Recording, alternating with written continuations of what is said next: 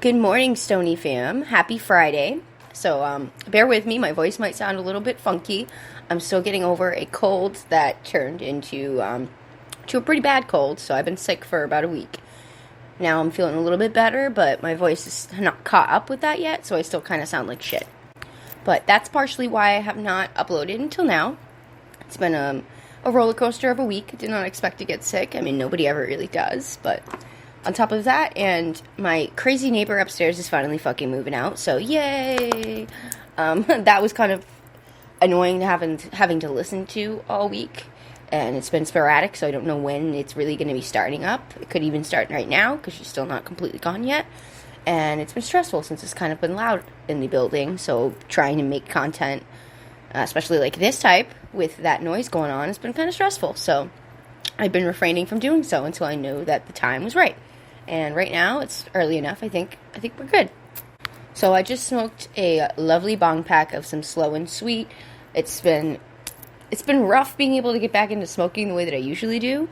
I haven't fully been able to get that lungs back to that capacity. I still really haven't since I had COVID months and months ago. I feel like my lungs never really fully recovered from that. And then now, after this cold, it's really hard to smoke. Like, I just smoked one bong pack, and I was coughing my lungs for, 10 minutes afterward.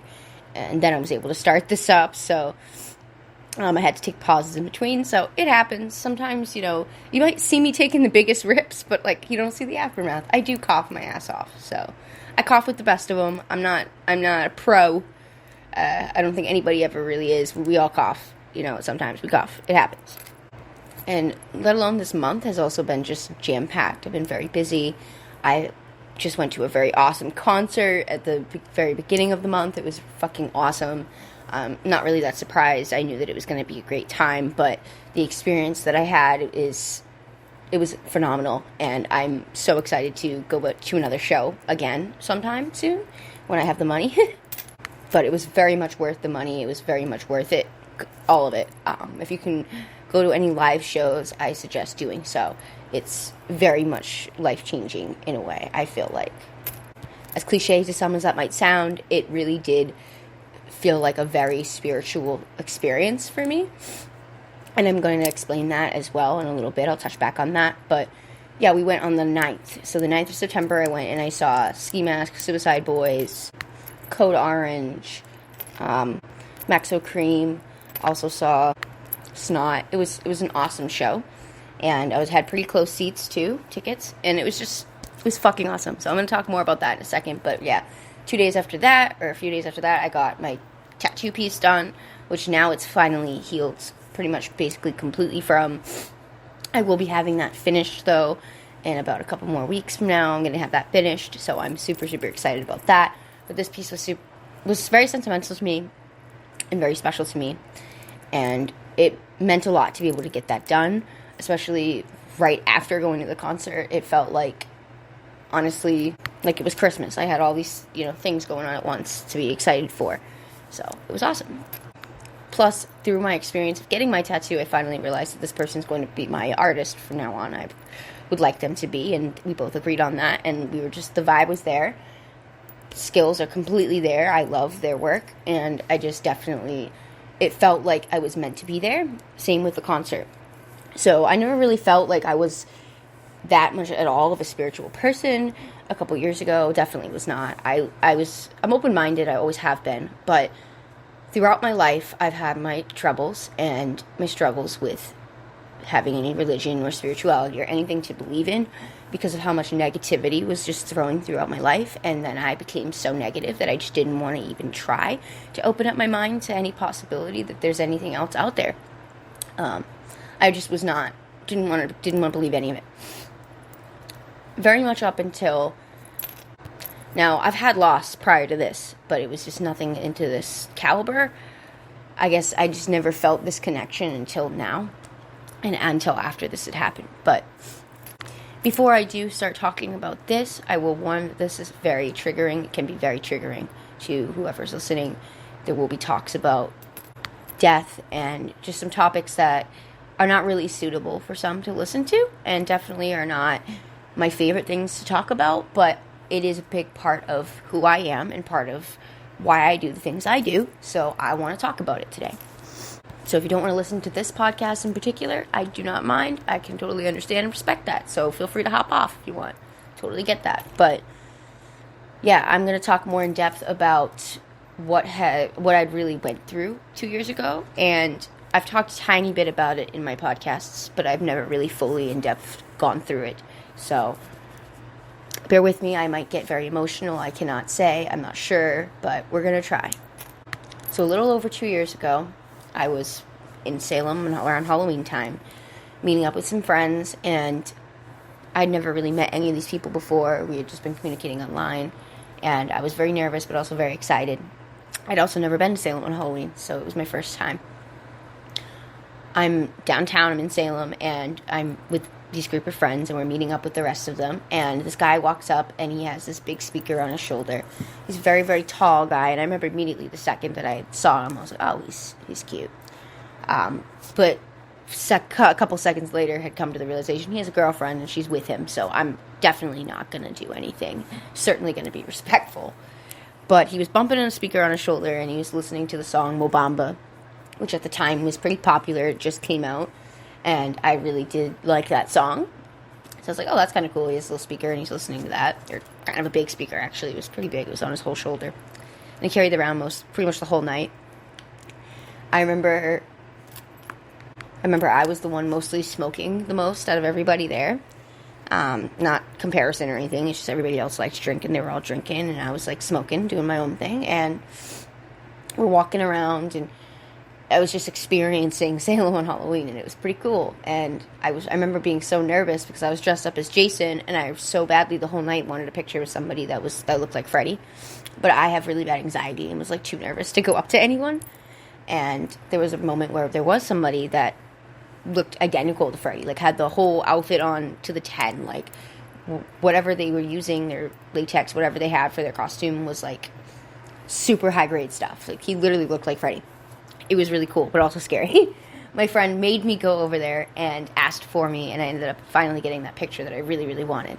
So it was a very fun night, but also turned out to kind of be a little shitty towards the end. I did have to take the train back by myself and got lost in the fucking subway system during Halloween time. It was crazy, and my phone was dying. It was on like 11%. It was scary, but I made it home. I ended up making it, and I did feel bad because the guy that I was talking about, he was with his girlfriend, like I said, and the whole time she was just being so mean to him and fighting with him and giving him shit about me being there. And I guess he had liked one of my pictures before we had all met up because I was friends with his friend. It was stupid.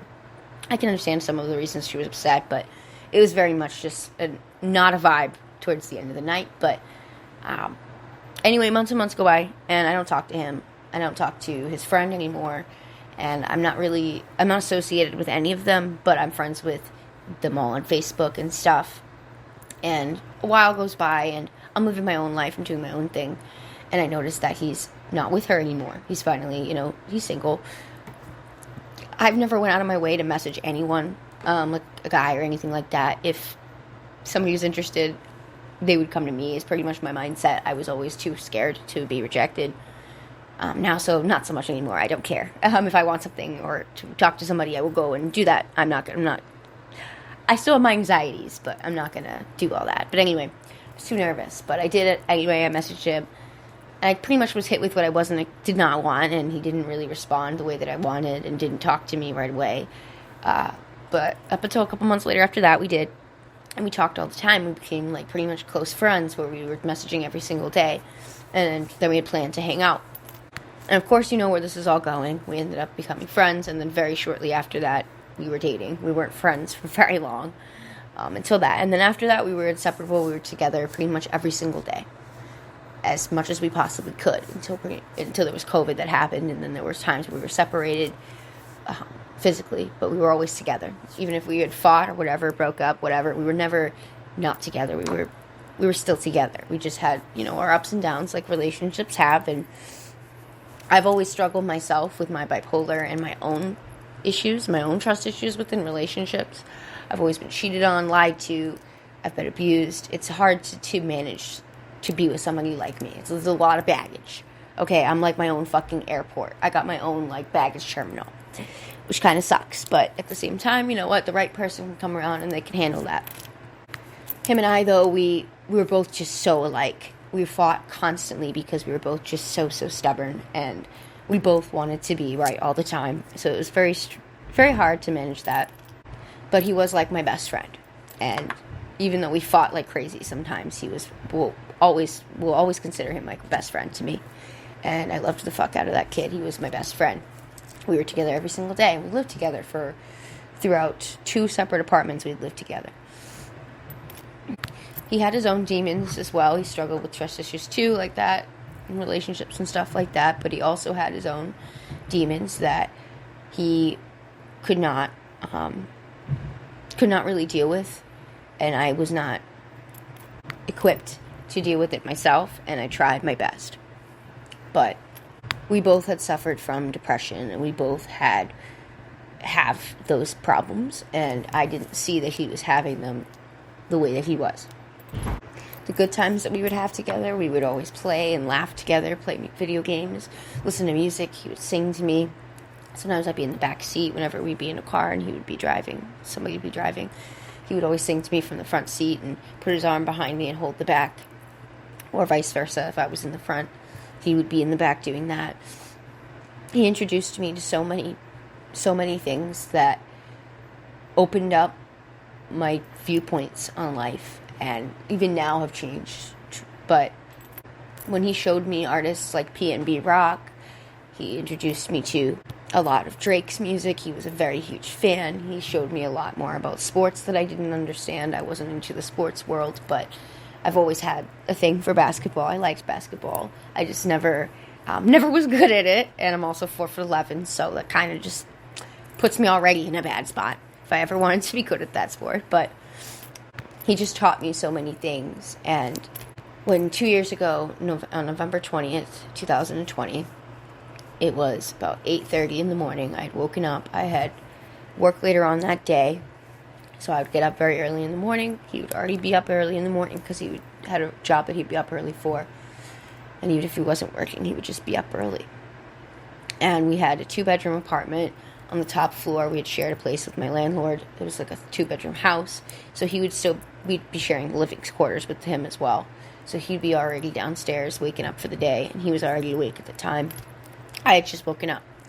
I got up, grabbed my phone, walked, to the next room, which usually sometimes if he wasn't awake yet, he would be in. But at that point, he was downstairs, I assumed. And that room would be right across the hall from where I was sleeping. I had a bedroom, and then right across the hall was my second room, which would be stored with mostly just my things, more of my clothes and stuff like that. And it had an extra bed, and that's where I would sleep. That would be like the bedroom, and then the other area we would call the blue room, which would be like my computers and my TVs, and where I would just hang out. And I also had some more storage in there.